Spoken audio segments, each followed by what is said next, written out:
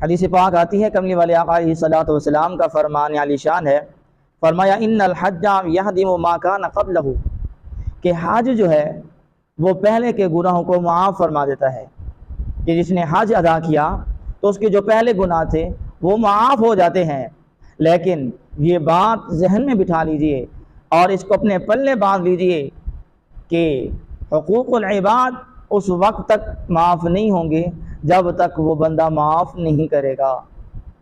हज आपने कर लिया, गुनाह माफ़ हो गए, लेकिन ये ना सोचिएगा कि हज करने के बाद हुकूकुल इबाद की अदायगी भी ख़त्म हो गई।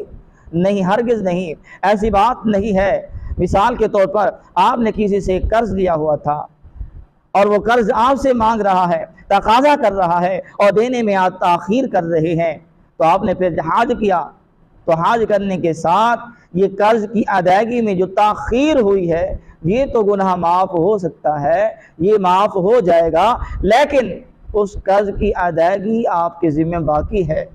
वो कर्ज वापस लौटाना होगा। ये नहीं कि हज किया तो वो कर्ज भी आपको माफ़ हो जाएगा। नहीं नहीं, हरगिज़ नहीं, ऐसा समझना बिल्कुल गलत बात है। वो कर्ज आपने हर हाल में, हर तौर पर उसको वापस अदा करना है।